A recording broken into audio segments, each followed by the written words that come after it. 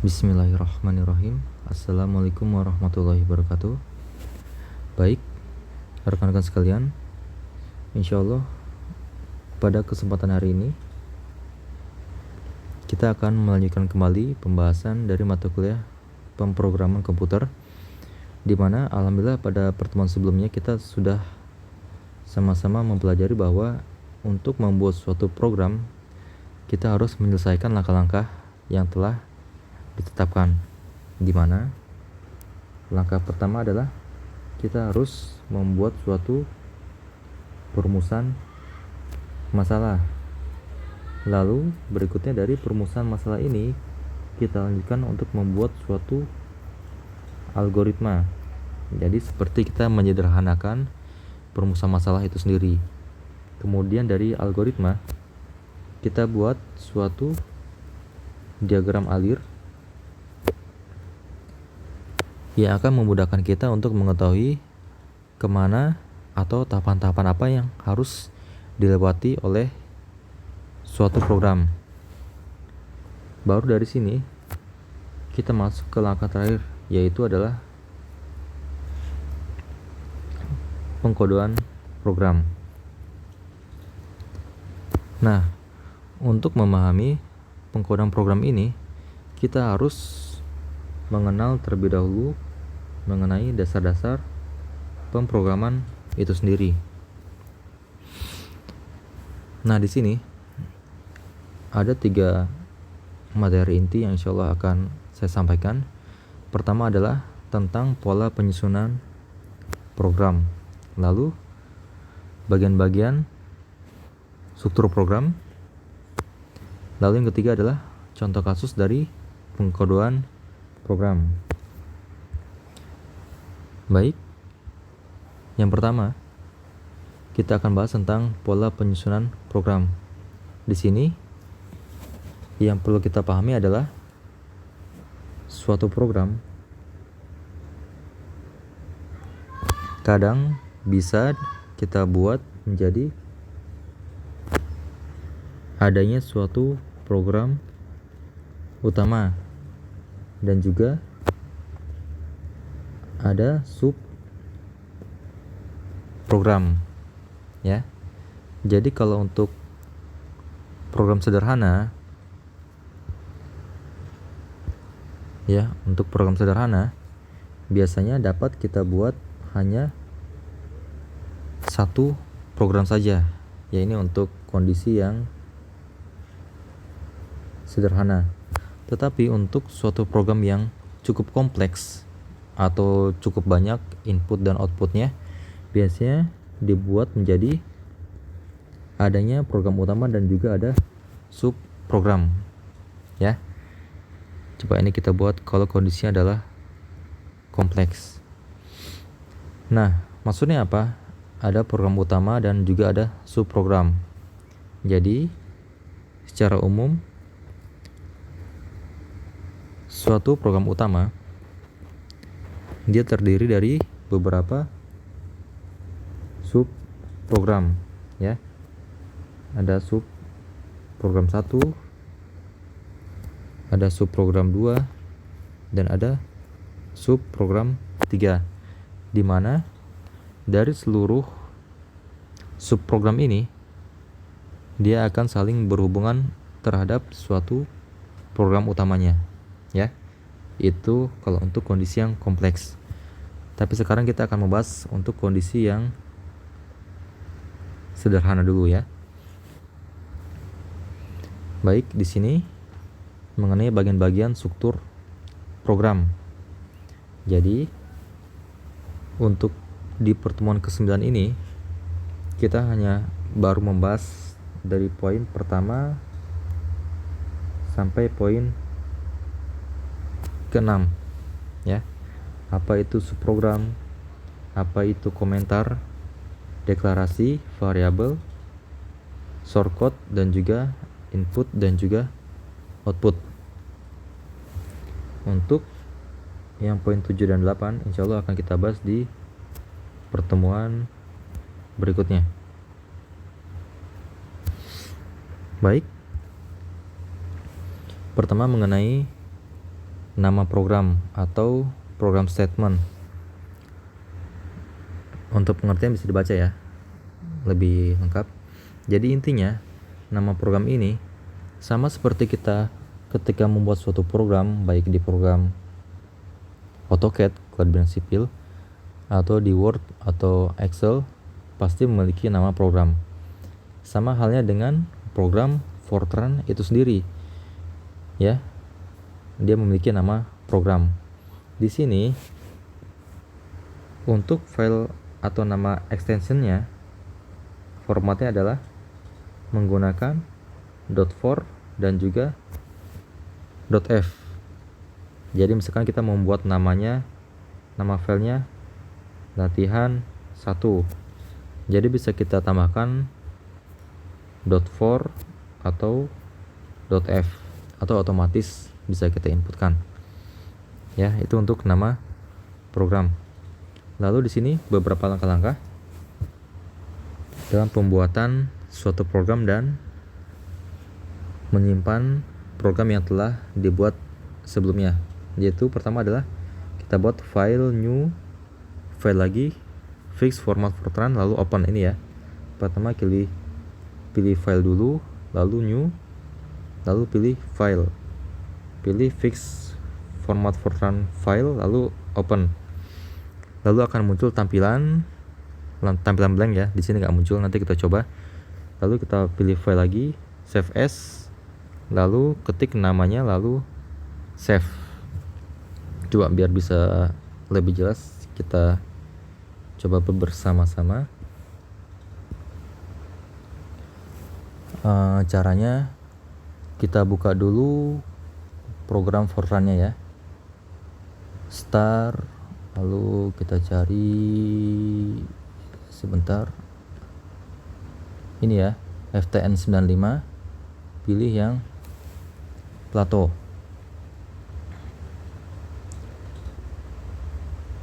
Oke. Tadi langkah pertama adalah ya, klik file, lalu new file, lalu pilih yang ini ya, yang fix format Fortran file, lalu open. Nah, di sini artinya kita telah membuat suatu program ya. Masih blank tapi ya. Lalu kita save as. Ini udah saya buat sebelumnya.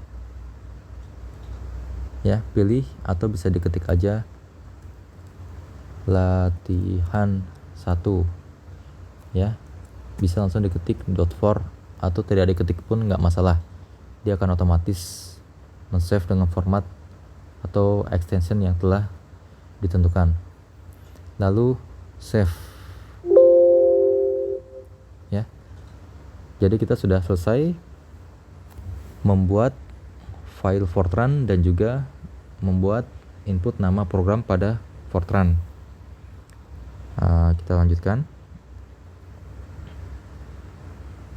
Nah, berikutnya ini adalah mengenai komentar. Jadi dikatakan bahwa pada program ini kita harus menginput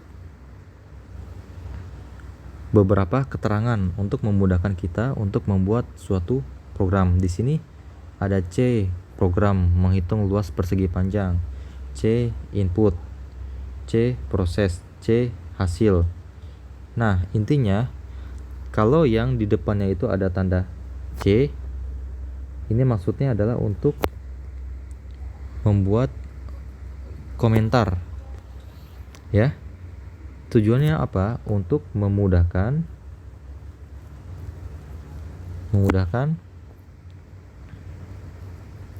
kita dalam tentunya dalam membuat suatu program ya. Membuat suatu program. Jadi kita tahu yang poin pertama ini contohnya. Jadi di program kita buat ada keterangan C, program menghitung luas persegi panjang. Jadi kita tahu, oh ini program yang sedang kita buka adalah program untuk menghitung luas persegi panjang. Lalu setelah itu dibuat di sini adalah C input. Jadi di sini kita paham, oh setelah itu kita harus membuat input. Inputnya apa? Nah, inputnya baru yang ini, panjangnya, lebarnya. Ya, ini saya skip dulu ya. Tentang apa itu write, apa itu read. Ini saya skip dulu. Lalu setelah input kita tahu bahwa berikutnya adalah langkah untuk proses.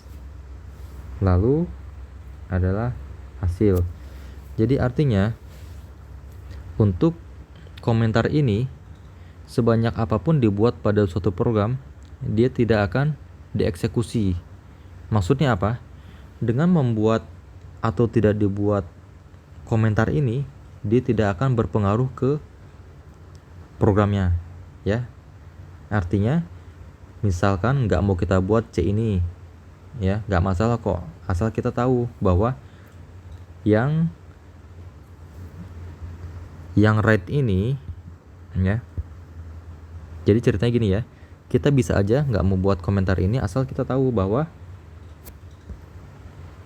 yang di sini adalah input.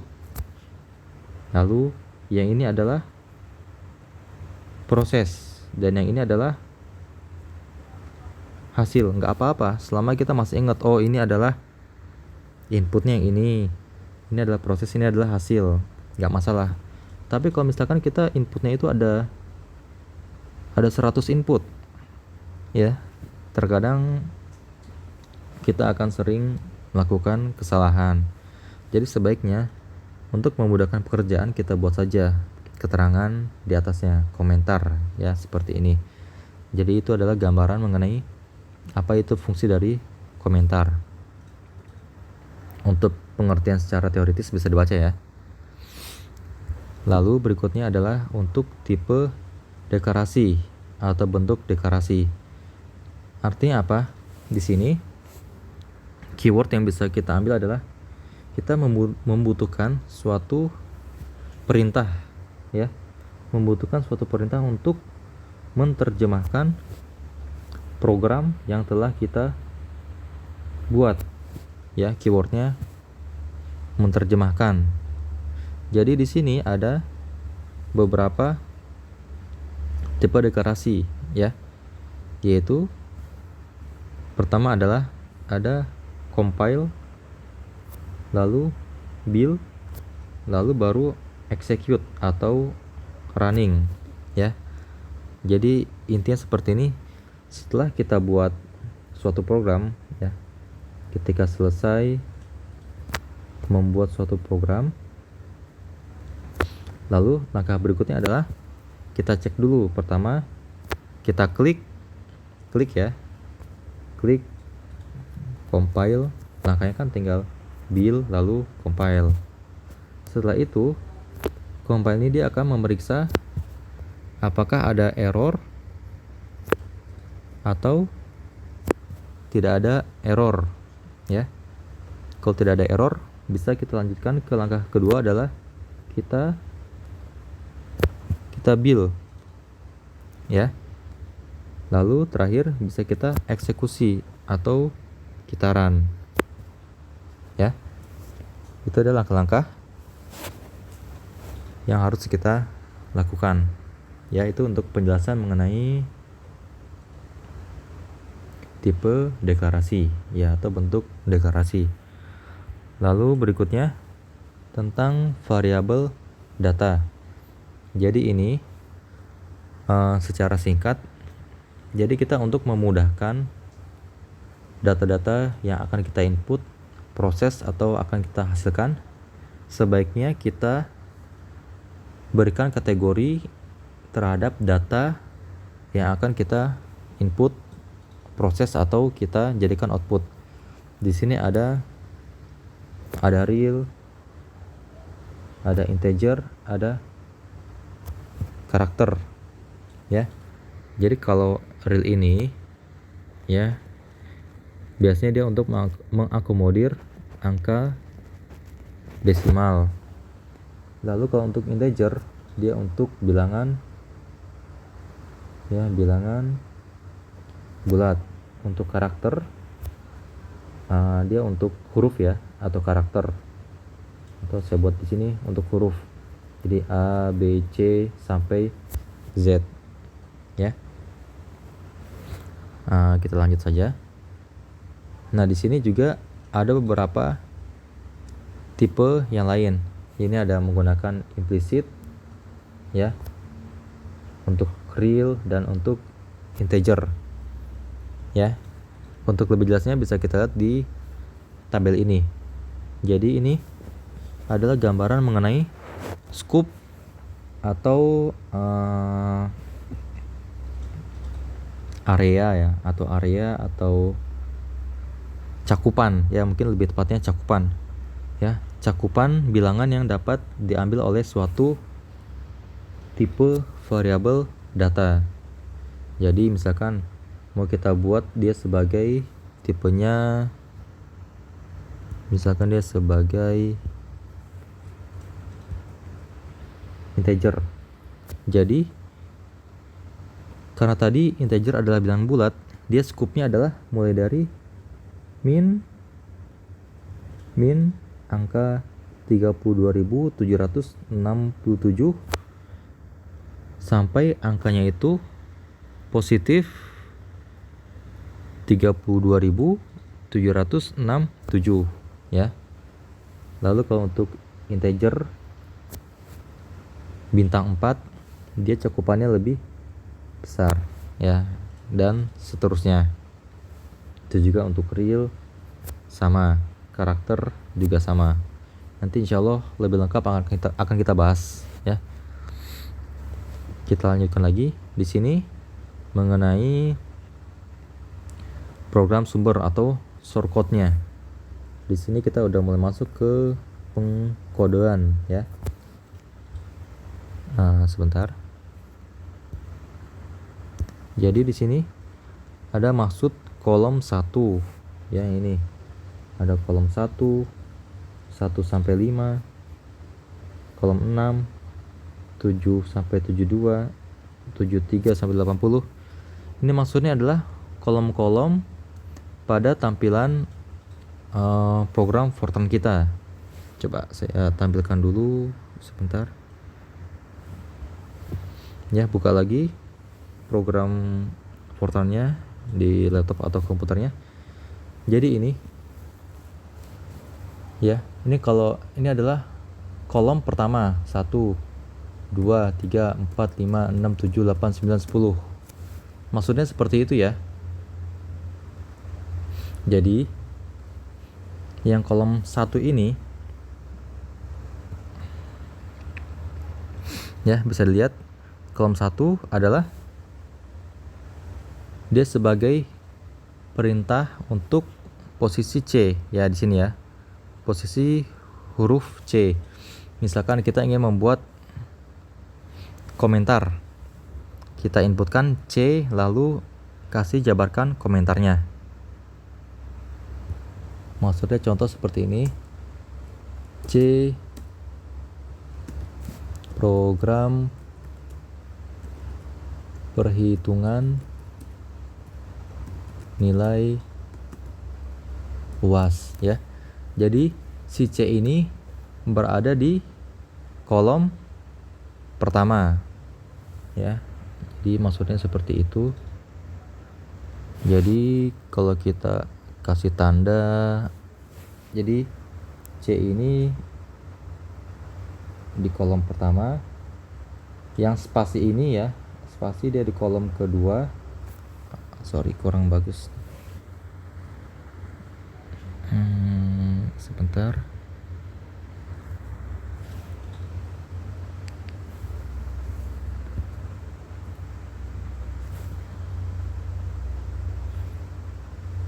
Oke. Jadi maksudnya si C ini dia di kolom pertama. Lalu untuk spasinya di kolom kedua. Lalu yang si huruf P ini di kolom ketiga dan seterusnya ya.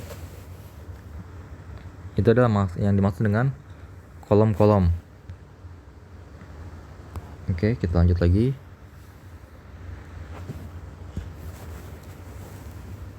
Ya. Jadi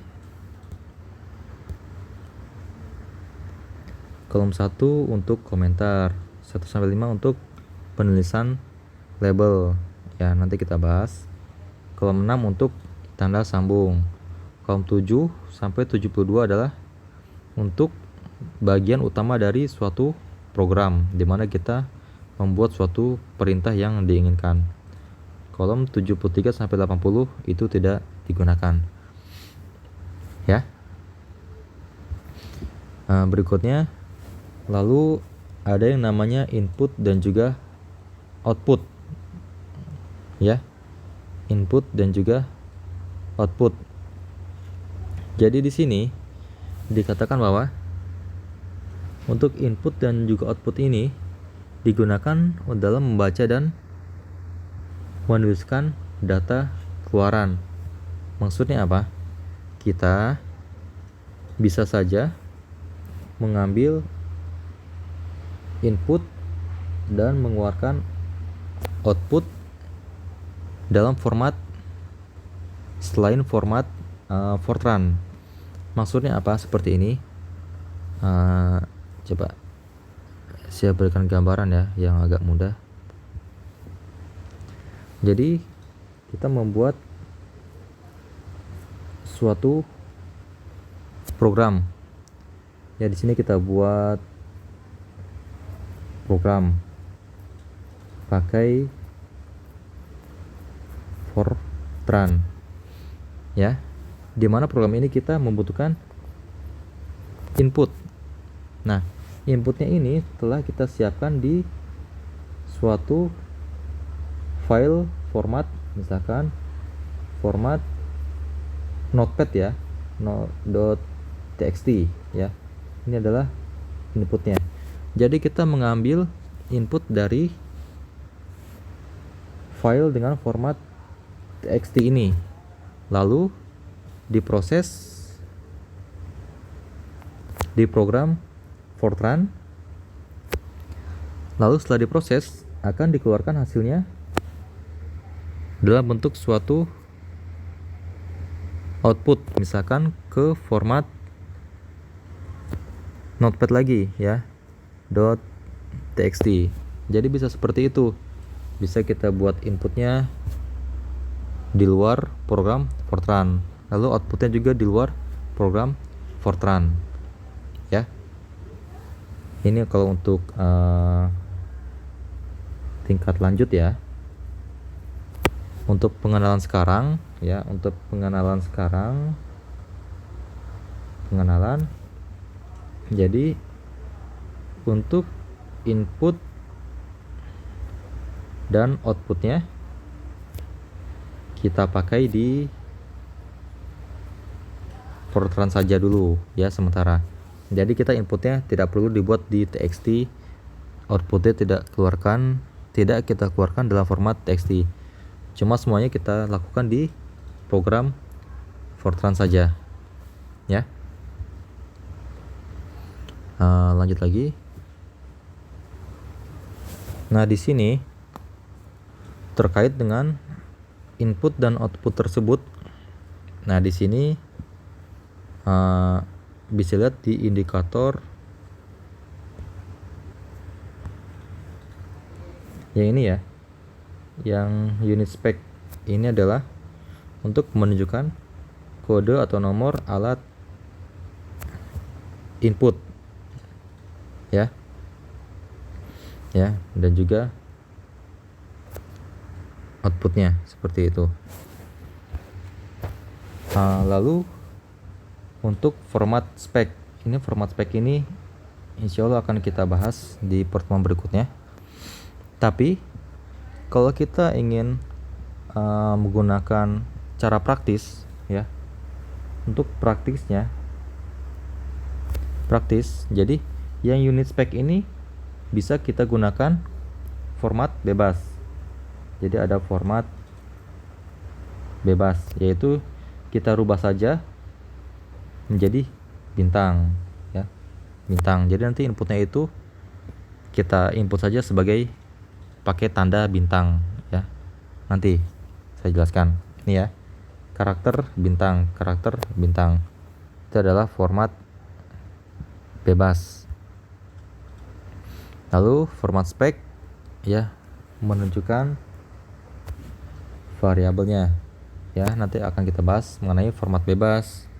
Nanti ada juga format dalam, format luar, insya Allah di pertemuan berikutnya. Jadi untuk format ini ya, ada format bebas ya, dia pakai tanda bintang. Ada juga format dalam dan juga format luar. Bedanya apa? Kalau format bebas, kalau untuk format bebas umumnya nanti tampilannya ya, tampilannya akan berantakan ya, maksudnya nggak rapih. Tapi kalau kita setting dengan format dalam dan luar ini, dia hasilnya akan lebih rapih ya, baik dari sisi tampilan atau dari sisi yang lainnya. Lalu variabel 1, 2 ini adalah menunjukkan variabel yang akan di input atau yang akan di output. Gak usah bingung dulu ya, insya Allah nanti akan lebih paham dengan contoh soal. Nah di sini adalah contoh input atau output ya. Jadi coba nanti kita coba bareng-bareng. Rekan-rekan hanya perlu mengetikkan ini ya, mengetikkan ini di program Fortran-nya ya. Coba kita buka lagi laptopnya. Di sini saya sudah menyiapkan programnya yang kasus 1 nih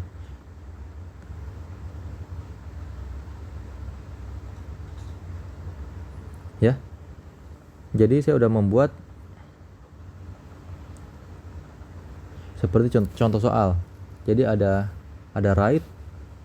write kurung buka bintang koma kurung buka bintang kurung tutup tanda petik. Lalu yang nilai A sampai sama dengan ini adalah variabelnya, diakhiri dengan tanda petik ya. Jadi cara gampangnya seperti ini ya. Ya kita hitung lagi, spasi dulu sampai di kolom yang ke-7. Ingat ya, seperti yang udah kita bahas tadi. Ini kolom pertama 1, 2, 3, 4, 5, 6, 7. Baru diketik nanti yang right dan seterusnya ya. Jadi seperti ini ya. Di bawahnya ada read ya, kurung buka bintang koma bintang lagi kurung tutup A. Jadi maksudnya apa? Saya jelaskan sedikit ya. Jadi maksudnya adalah di sini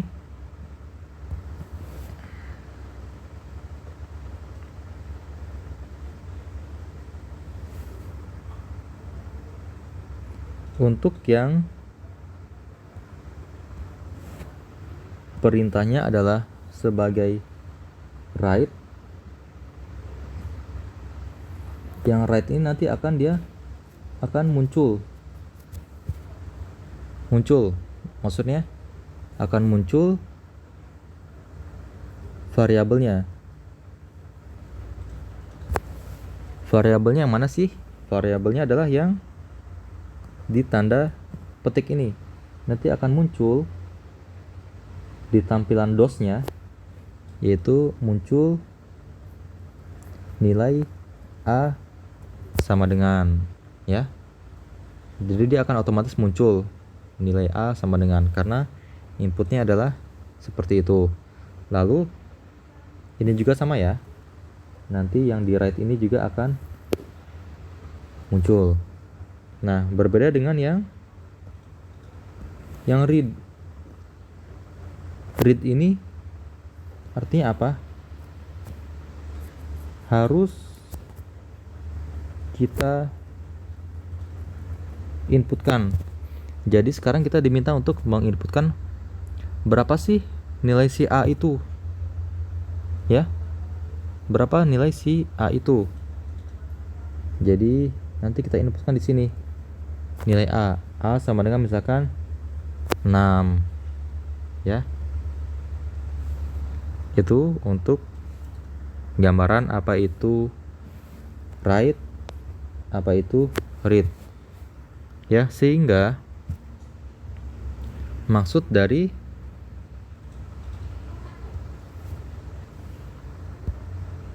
penjabaran ini, ya, di bawah ini, jika kita ketik write nilai A, read A-nya berapa, nilai A-nya ini, dia akan menulis write nilai A, A.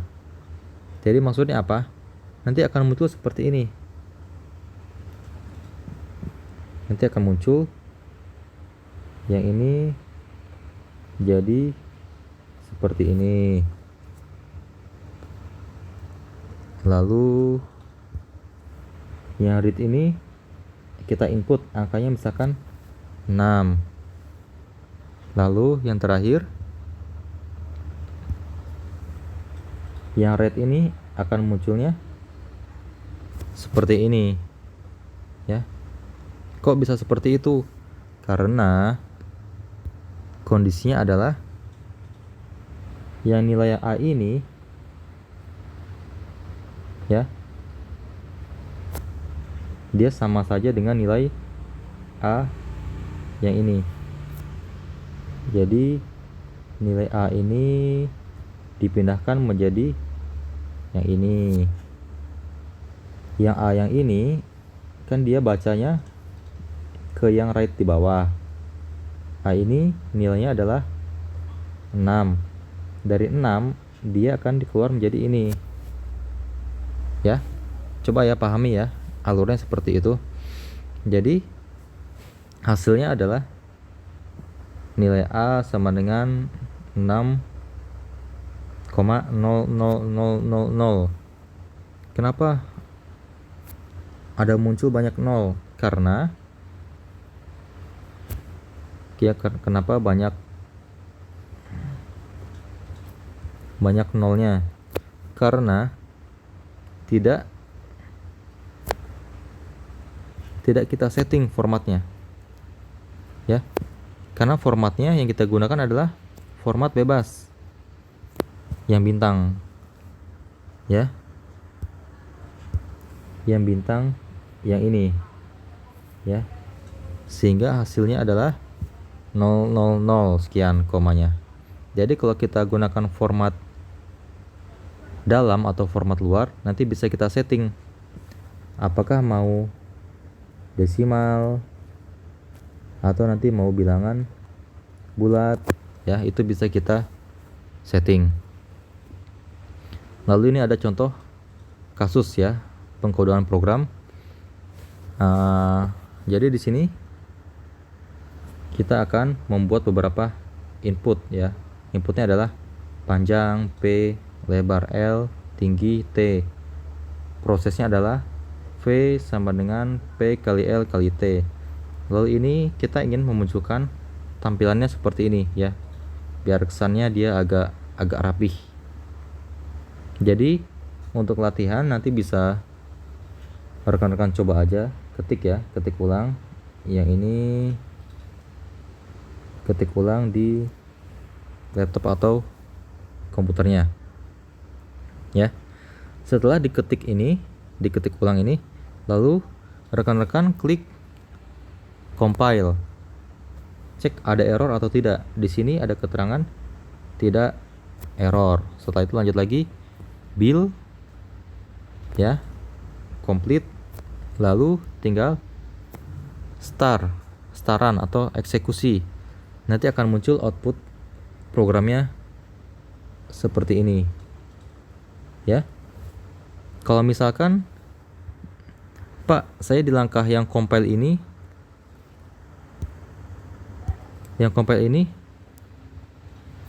ada error ya, coba aja cek errornya. Itu biasanya dia hanya masalah sepele ya untuk kondisi sekarang.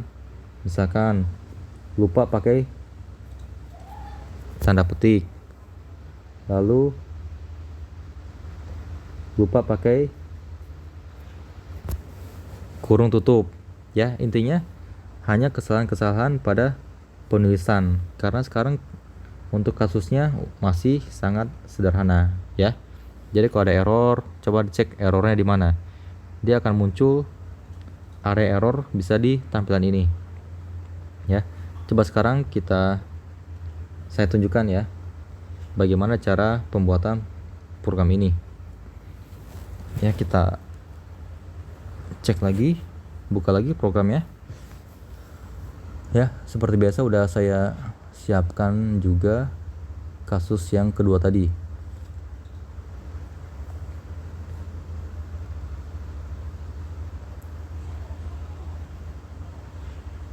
ya. Tampilannya seperti yang sudah disampaikan tadi ya. Di sini ya bisa dilihat bahwa ini kita input aja nanti, ini C, program penentuan volume balok, lalu ketik ulang, right, panjang, lebar, tinggi, prosesnya, lalu output atau tampilan yang kita ingin kita keluarkan. Jadi ini seperti tampilan kalau kita belanja di supermarket ya atau minimarket, biasanya seperti ini dia tampilannya. Jadi untuk program ini sebenarnya bisa diterapkan ke semua bidang ya, tergantung kita mampu atau tidak membuat suatu program tersebut, karena tergolong untuk open source ya. Jadi maksudnya bisa digunakan tergantung dengan atau keinginan si programmernya. Jadi di kasus ini kita akan menunjukkan nanti ada panjang dia sebagai P, lebar, tinggi ya, dan prosesnya. Setelah itu lalu kita pilih build, kita compile dulu. Kita compile, di sini muncul ya no error. Setelah itu kita build. Ini karena udah saya build sebelumnya, kita build ulang ya, complete. Lalu kita run ya. Nanti akan muncul ya, pertama muncul ada panjang seperti yang di sini kan. Panjangnya berapa? Misalkan panjangnya adalah 4. Kita ketik 4 ini adalah dia sebagai P ya, 4. Lalu enter. Lebarnya berapa? 5. Tingginya 6. Nanti akan muncul seperti ini ya, seperti program yang sudah kita buat. Jadi volume titik 2, ini volume titik 2, yang V di sini adalah yang 120 ya. Oke, paham? Ya, insyaallah bisa ya.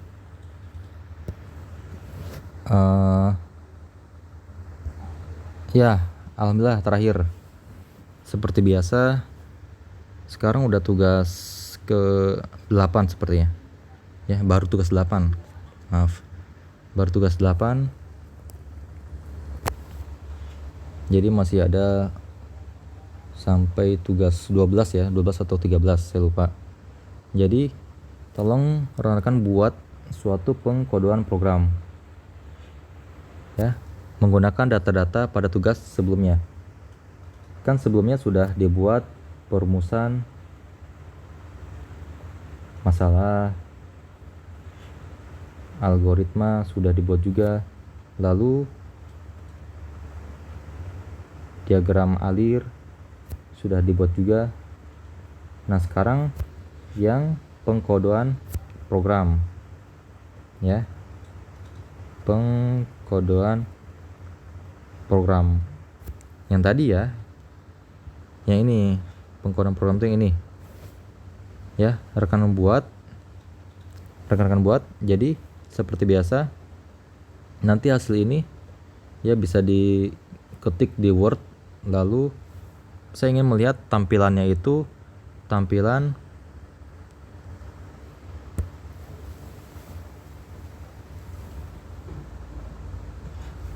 saya mau nanti rekan-rekan bisa diketik ulang atau di screenshot ini dimunculkan, lalu munculkan juga apakah ada error atau tidak, lalu munculkan juga hasil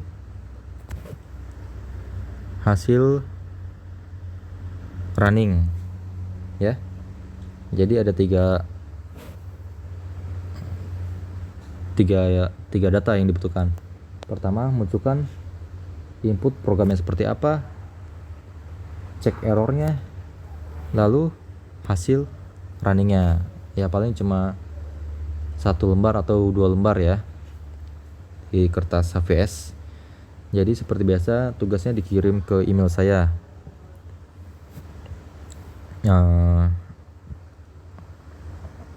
Kalau ada masalah bisa tanya ke saya saja langsung. Ya, mungkin sekian untuk pertemuan kali ini. Terima kasih atas perhatian rekan-rekan. Ya, saya harap tetap semangat.